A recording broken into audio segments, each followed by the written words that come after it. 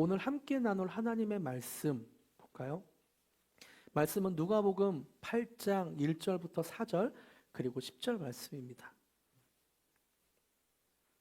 누가복음 8장 1절부터 4절 그리고 10절 말씀입니다. 5구절이라 조금 길긴 하지만 한 목소리로 같이 읽었으면 좋겠어요. 화면을 보면서 성경을 보면서 누가복음 8장 1절부터 4절 그리고 10절 함께 읽겠습니다. 시작. 그 후에 예수께서 각 성과 마을에 두루 다니시며 하나님의 나라를 선포하시며 그 복음을 전하실새 12제자가 함께하였고 또한 악귀를 쫓아내심과 병고침을 받은 어떤 여자들 곧 7 귀신이 나간 막달라인이라 하는 마리아와 헤롯의 청지기 구사의 아내 요한나와 수산나와 다른 여러 여자가 함께하여 자기들의 소유로 그들을 섬기더라. 각 동네 사람들이 예수께로 나와 큰 무리를 이루니 예수께서 비유로 말씀하시되 10절 시작. 이르시되 하나님 나라의 비밀을 아는 것이 너희에게는 허락되었으나 다른 사람에게는 비유로 하나니 이는 그들로 보아도 보지 못하고 들어도 깨닫지 못하게 하려 함이니라. 아멘. 오늘은 누가복음 8장 1절부터 4절 그리고 10절을 본문으로 하나님 나라 임하소서 세 번째 시간입니다. 하나님 나라 복음의 비밀, 하나님 나라 복음의 비밀이라는 제목으로 함께 말씀을 전하겠습니다. 우리가 다 아는 대로 성경은 66권으로 되어 있죠. 구약 39권, 신약 27권입니다. 39, 27 이렇게 많은 분들이 외우는데요. 구약은 39권, 신약은 27권으로 되어 있고 이 책들을 쓴 사람이 각기 다릅니다. 그리고 문학 장르도 다르고 그 안에 담겨있는 주제들도 다르죠. 그래서 성경을 읽다 보면 여러 가지 다양한 주제를 발견하게 됩니다. 하나님, 예수님, 성령님은 어떤 분인가? 인간의 죽음과 생명은 무엇인가? 세상이 생겨난 원인은 무엇이고 우리가 세상에서 살기 어려운 이유는 무엇인가? 또 부부관계, 부모와 자녀 관계, 왕과 신하 관계를 우리가 어떻게 맺어야 되는가? 이런 인간관계를 우리가 어떻게 맺을 것인가에 대한 내용도 나오죠. 정치제도나 돈, 명예, 권력, 행복 이런 주제들도 성경에서 다루고 있습니다. 성경을 읽다 보면 어떤 주제는 한두 구절에 나오는 주제도 있고요. 또 어떤 주제는 몇 장에 걸쳐서 자세하게 그렇게 소개하기도 합니다. 심지어 왕과 나라라는 주제는 성경에서 몇 권에 걸쳐서 소개하고 있죠. 그런데요, 성경 66권에서 모두 다루고 있는 처음과 끝 모든 성경에서 다루고 있는 주제가 있습니다. 성경 66권 모두에서 다루는 주제는 그만큼 중요하다는 의미가 있겠죠. 이렇게 중요한 주제 중에 하나가 바로 하나님 나라입니다. 성경 66권에서 모두 다 하나님 나라를 다루고 있어요. 우선 구약을 시작하는 창세기에서 하나님이 최초로 만드셨으며 하나님이 직접 통치하시고 다스리시는 그 에덴 동산, 하나님의 나라가 나옵니다. 또 요한계시록에 신약을 마무리하는 요한계시록에서 세상의 모든 악을 물리치고 새하늘과 새 땅, 하나님이 친히 다스리는 새하늘과 새 땅으로 표현되는 실현되는 하나님의 나라가 언급되고 있죠. 이렇듯 하나님의 나라라는 주제는 성경에서 한 구절이나 몇 장, 몇 권에만 나오는 주제가 아니라 성경 전체에서 다루고 있는 아주 중요한 주제예요. 하나님의 나라라는 주제 설교를 하면서 제가 몇 번 언급했는데요. 예수님도 계속해서 직접 하나님의 나라를 설명해 주셨습니다. 설교하셨어요. 예수님이 침례 받으시고 나오자마자 했던 첫 번째 말씀이 마가복음 1장 15절. 때가 찼고 하나님의 나라가 가까이 왔으니 회개하고 복음을 믿어라. 하나님 나라가 이제 왔다. 회개하고 복음을 믿어라. 그리고 누가복음 6장에서는 예수님이 첫 번째 하신 설교입니다. 회당에서 사람들에게 이사야의 말씀이 너희에게 임했다라고 하는 것이 바로 하나님 나라를 표현하는 것이죠. 또 마귀가 예수님을 광야에서 3가지 시험을 합니다. 그 중에 한 가지가 그러니까 마귀에게 절하면 왕국의 권세와 능력을 너에게 주겠다라고 하는 거죠. 하나님은 분명 예수님의 십자가와 부활을 통해 하나님의 나라를 이루기를 원했는데 마귀는 이걸 시험하는 거예요. 그렇게 안 해도 돼. 나에게 절만 하면 하나님 나라 줄게. 뿐만 아니라 예수님은 부활하신 후 제자들과 보내는 40일 동안 하나님 나라만 말씀하셨습니다. 이 외에도 오늘 살펴볼 예수님은 비유로도 계속 하나님의 나라를 말씀하셨어요. 이렇듯 하나님 나라는 성경에서 일관되게 중요하다라고 계속 말씀하고 있는 주제입니다. 여러분, 이렇게 중요한 하나님 나라가 무엇입니까? 여러분, 하나님 나라의 정의는 무엇이에요? 지난주에 설교한 내용인데요. 하나님 나라는 하나님의 통치와 다스림입니다. 우리는 자유민주주의라는 국가, 대한민국을 살아가니까 나라라고 하면 자연스럽게 한국을 떠올리고 우리가 피부로 와닿는 그 한국을 연상해서 나라를 이해하게 돼요. 그래서 본능적으로 나라라고 하면 우리가 피부로 느끼고 경험한 것을 나라로 이해합니다. 하지만 성경이 쓰여지고 있는 하나님의 나라는 이런 대한민국과 같은 모습이 아니에요. 하나님의 나라는 오늘날의 국가 개념이 아니라 왕국의 개념으로 이해해야 합니다. 마틴 로이드 존스 목사님은 하나님 나라라는 책을 통해서 정확하게 정의를 설명하고 있는데요. 제가 읽어드릴게요. 하나님 나라는 무엇입니까? 하나님 나라는 하나님의 통치, 하나님의 다스림을 의미합니다. 하나님 나라는 하나님의 이 세상의 창조자이실 뿐 아니라 이 세상의 통치자이시기도 하다는 뜻입니다. 하나님은 세상의 주권자이시기도 합니다. 여러분, 하나님의 나라가 무엇입니까? 하나님의 나라는 하나님의 통치와 다스림을 받는 것이라고 생각하면 됩니다.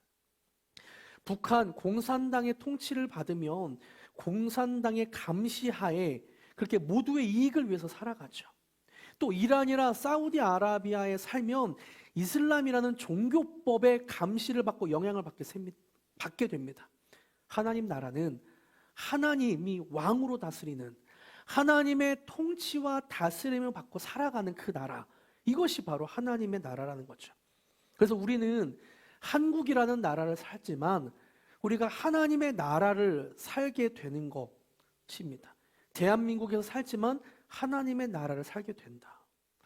그런데요, 사실 우리 주변을 보면 하나님이 직접 통치하시는 것이 맞는지 의문이 들 때가 많이 생기는 것 같아요. 주변을 둘러보면 성경에 나오는 하나님의 정의는 찾아볼 수 없고 여전히 세상은 힘 있는 사람, 돈 있는 사람이 통치하고 다스리는 것처럼 느껴지기도 합니다.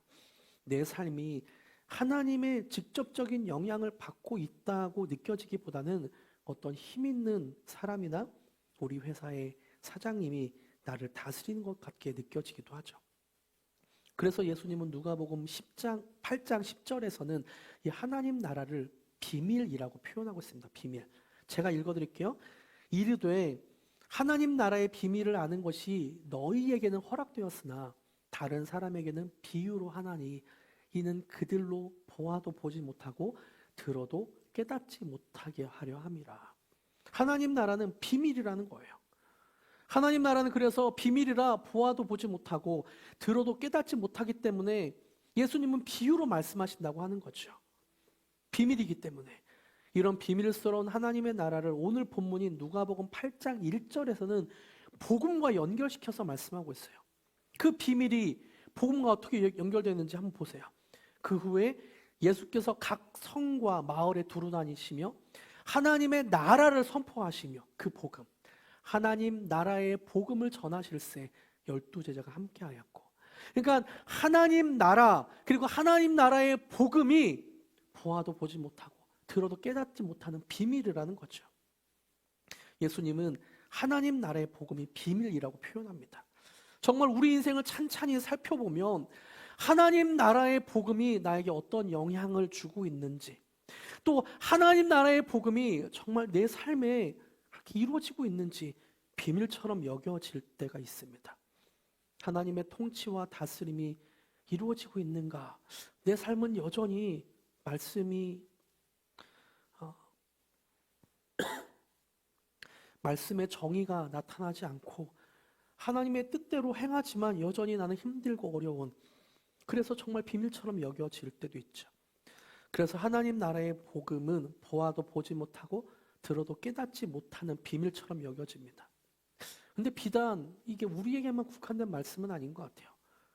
예수님과 함께였던 3년이나 함께했던 제자들조차 예수님이 설명하신 하나님 나라의 복음을 제대로 이해하지 못했습니다.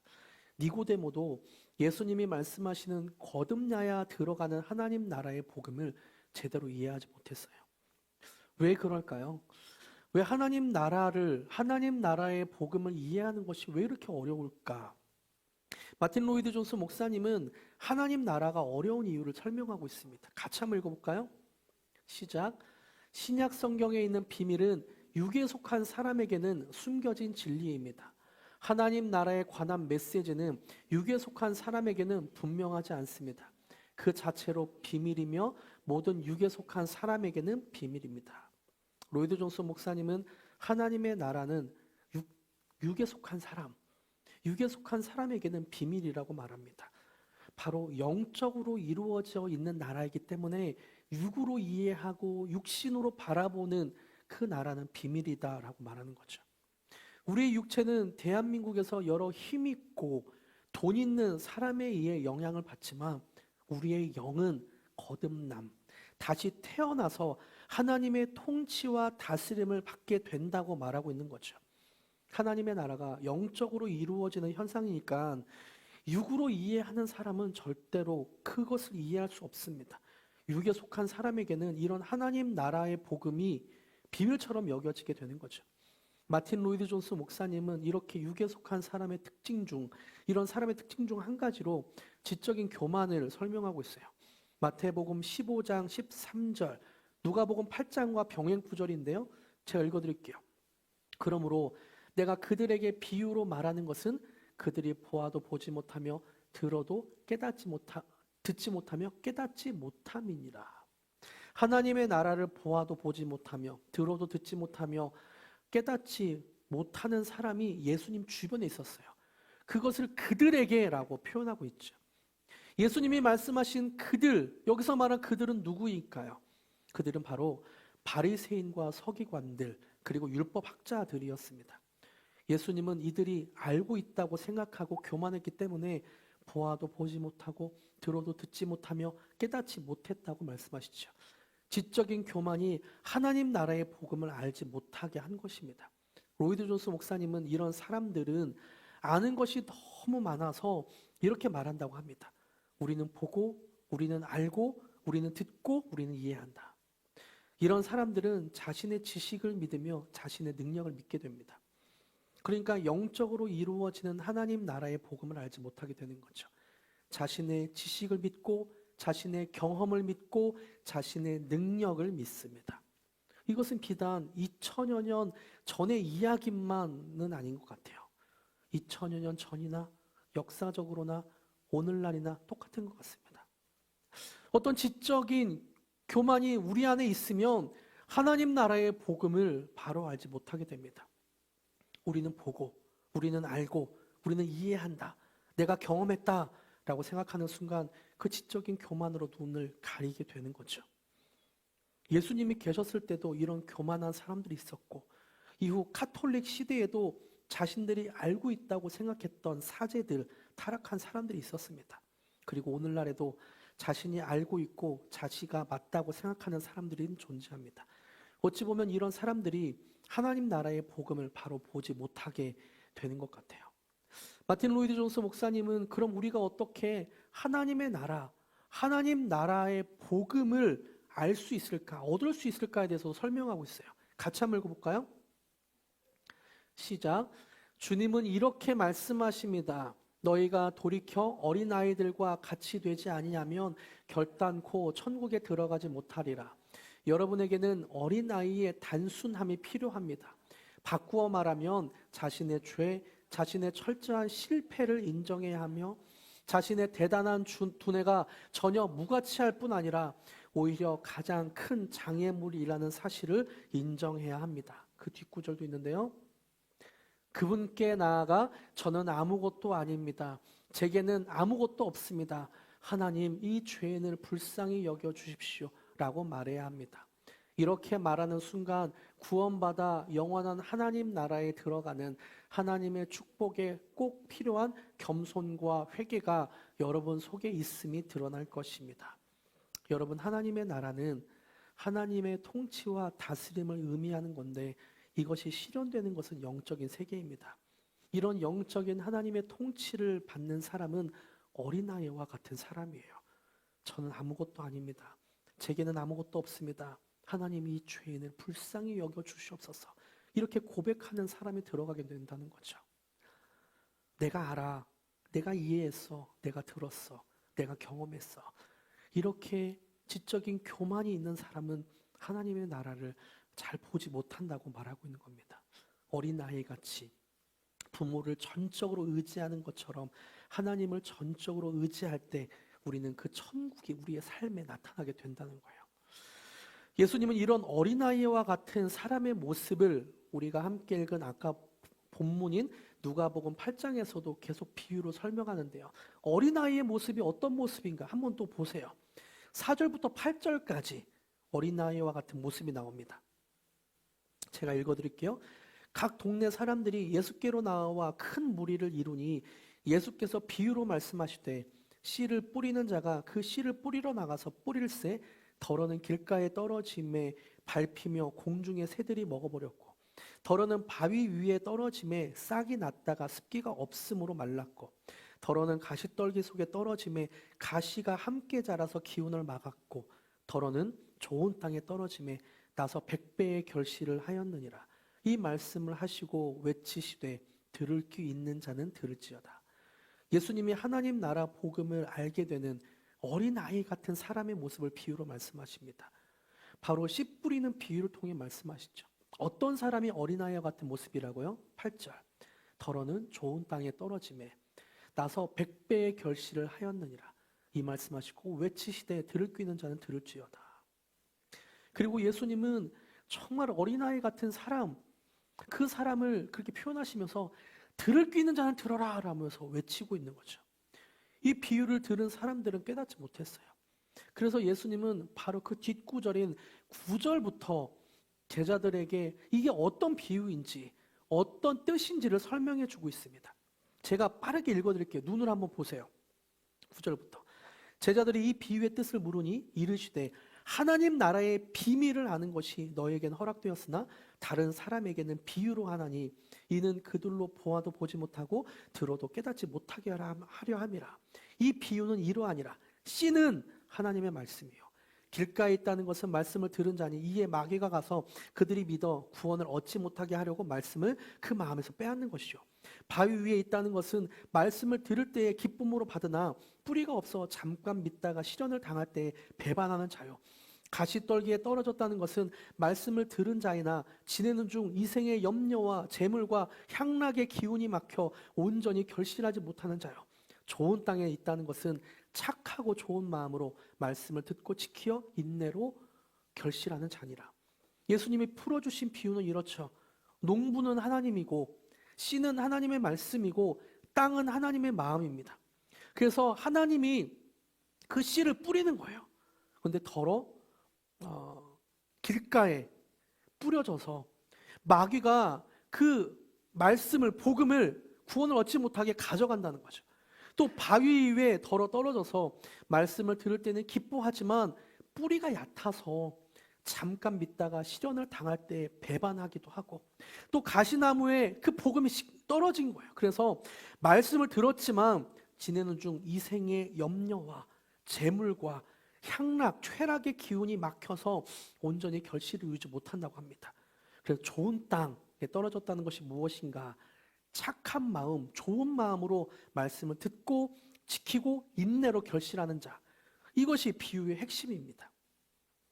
하나님의 씨라는 그 씨라는 복음, 말씀이 뿌려질 때 좋은 땅, 착하고 좋은 마음으로 지키고 그것을 듣고 지키면 결실을 맺게 된다는 내용이죠.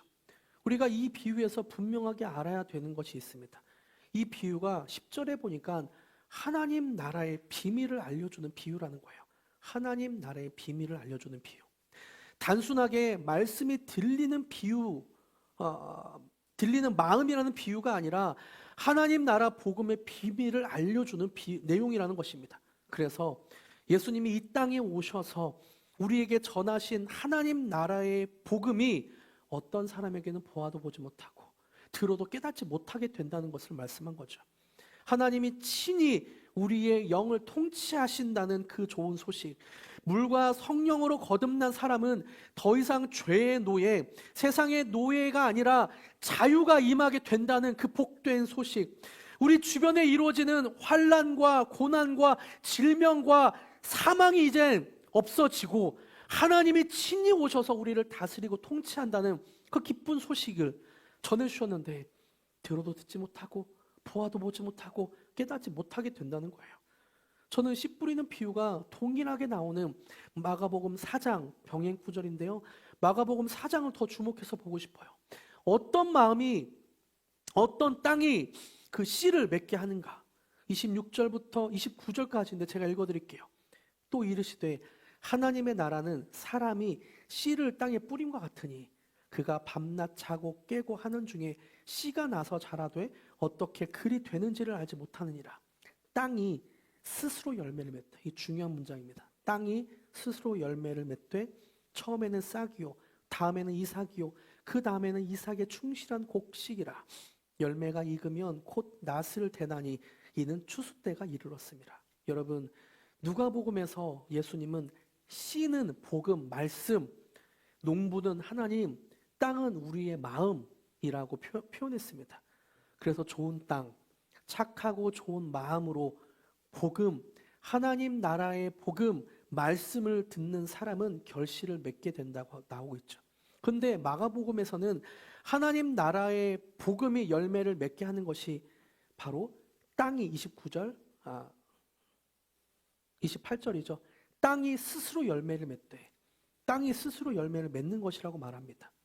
이것이 얼마나 놀라운 영적인 비밀이고 신비입니까? 씨가 스스로 발아하고 싹을 틔우고 열매를 맺는 것이 아니라 땅이 스스로 열매를 맺는데요. 아까도 말씀드렸지만 땅은 우리의 마음을 의미합니다. 우리의 마음을 새롭게 해서 계속 하나님이 주시는 마음, 예수님을 영접하는 그 마음, 그 복음이 우리 마음에 심겨졌을 때 우리가 그리스도 안에서 그렇게 열매가 맺어지게 된다는 거예요. 땅이 스스로 열매가 맺게 된다는 거죠. 그래서 순전한 마음이 중요합니다. 예수님이 왕이십니다.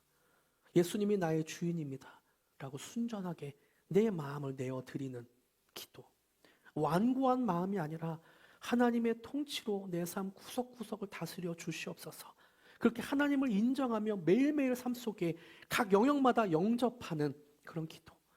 지적인 교만이 아니라 하나님, 나는 모릅니다. 주님은 옳습니다. 나는 틀렸습니다. 주님만이 맞습니다. 라고, 예수님만이 아십니다. 라고 하면서 왕이신 예수님의 지혜를 구하는 것. 이것이 바로 땅이 스스로 열매를 맺게 하는 그 마음인 거죠. 하나님 나라의 열매를 맺게 하는 비결입니다. 내가 하나님의 말씀을 지키고 헌신해서 변화되는 것이 아니라 내가 애를 쓰면서 어떤 종교적인 열심을 내고 무언가를 열심히 해서 그 땅이 열매를 맺는 것이 아니라 우리의 마음을 하나님께 계속 드릴 때, 계속 주님을 영접하며 우리의 마음이 계속 하나님이 다스릴 때 우리는 그렇게 통치를 받게 된다는 거죠. 마음을 새롭게 할 때 하나님의 지혜, 하나님의 능력이 내 마음을 통해서 나타난다는 거예요. 이것이 진정한 변화이고 성화입니다.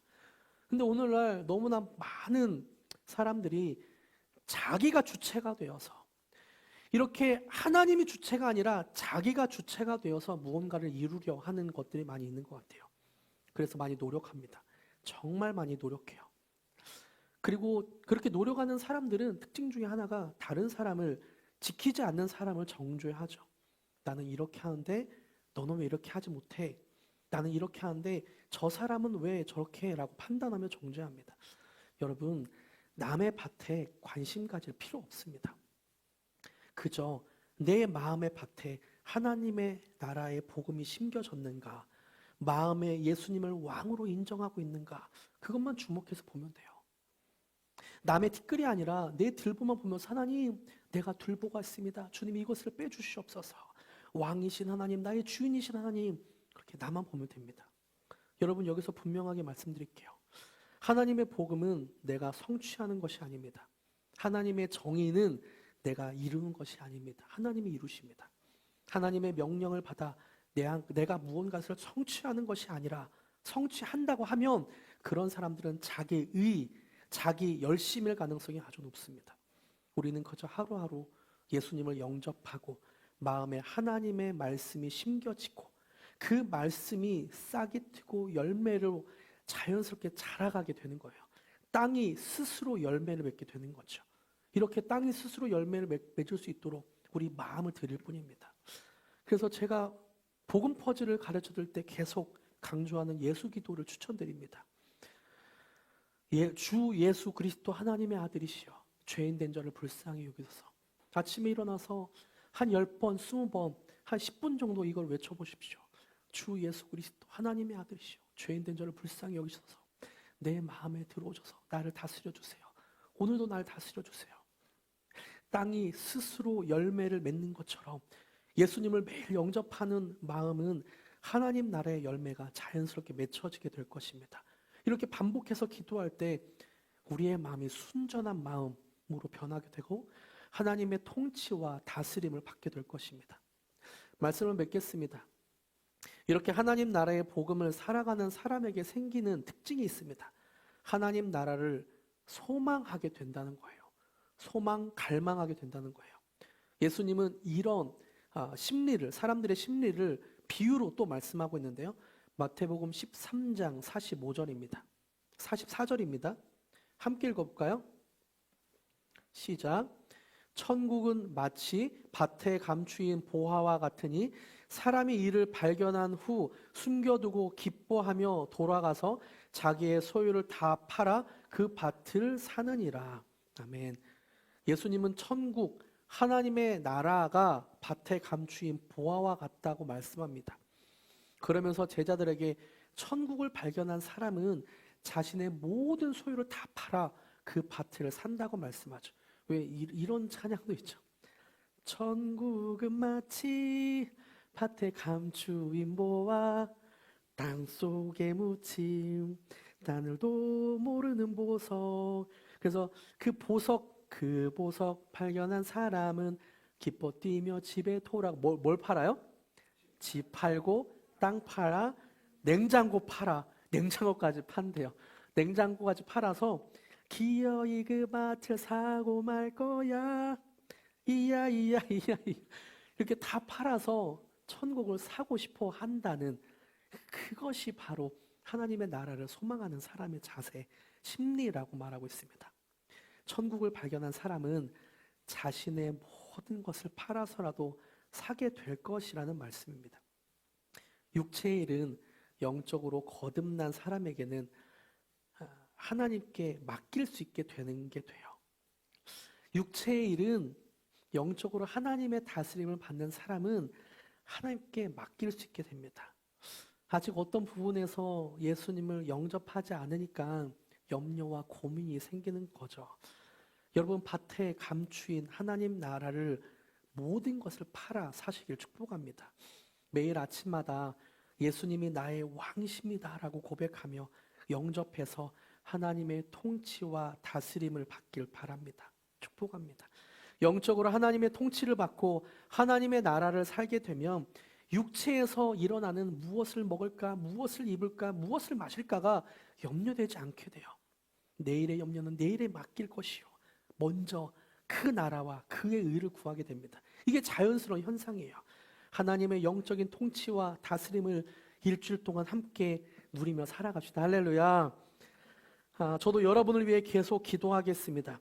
육체의 나라를 살기 위해 필요한 것을 염려하기보다 영적으로 하나님의 통치와 다스림을 받고 이런 영적인 일이 육체의 일까지도 영향을 주는 저와 여러분이 되길 축복합니다. 함께 주님만이 왕이십니다.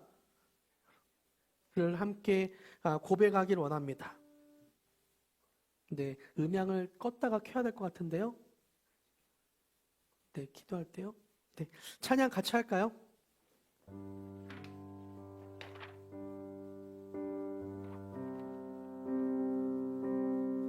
주님만이 나의 왕이십니다 라고 고백하고 선포하기로 합니다. 주님을 영접합시다.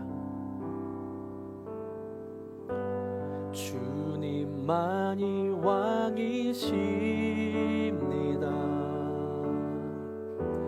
주님만이 왕이십니다.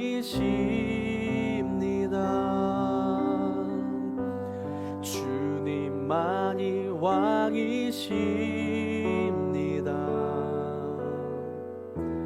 주님만이 왕이 다시 한번 주님만이 왕이십니다 고백하고 싶은데요. 손을 이렇게 한번 해볼까요? 손을 이렇게 한다는 의미는 어떤 의미냐면 내 마음을 주님께 드립니다 라는 의미입니다.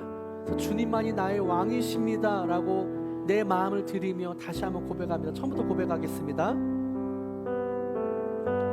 주님만이 왕이십니다.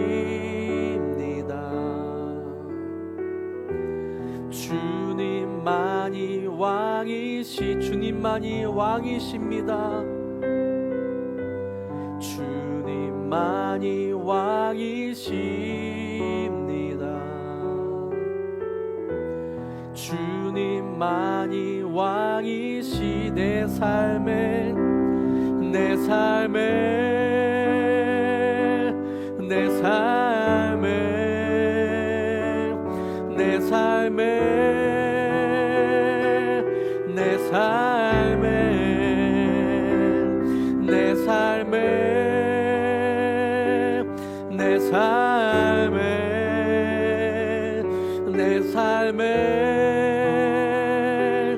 내 삶에 내 삶에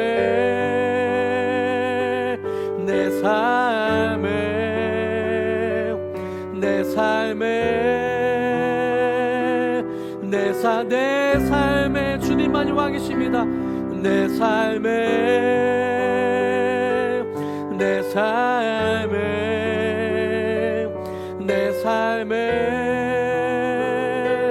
내 주님만이 왕이십니다. 주님만이 왕이십니다. 주님만이 왕이시니 주님만이 왕이십니다. 주님만이 왕이십니다. 주님만이 왕 다시 한번 내 삶에 내 삶에 내 삶에 내 삶에 내 삶에 내 삶에 내 삶에 내 삶에 내 주님만이 왕이십니다. 주님만이 왕이십니다.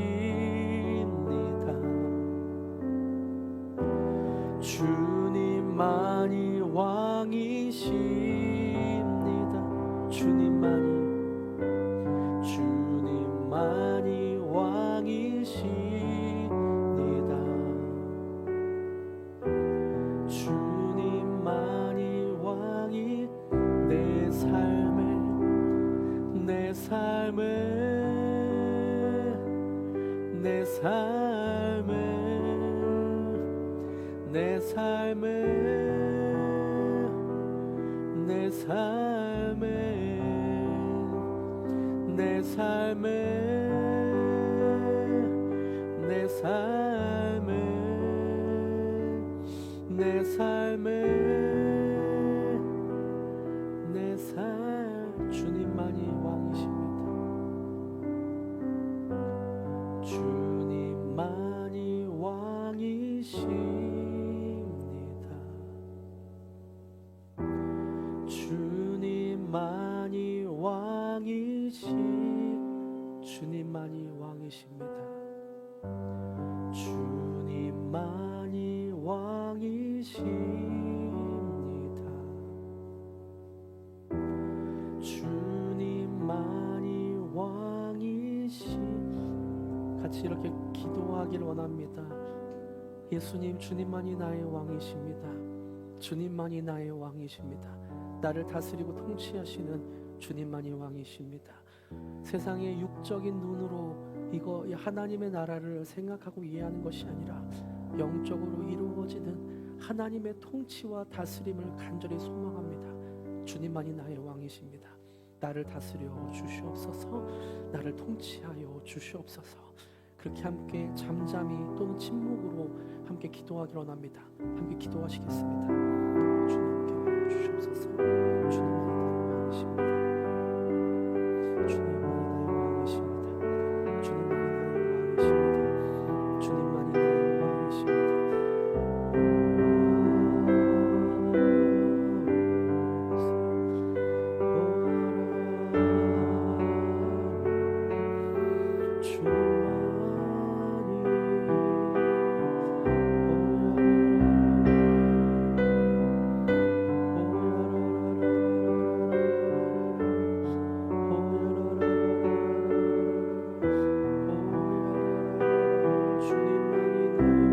왕이십니다.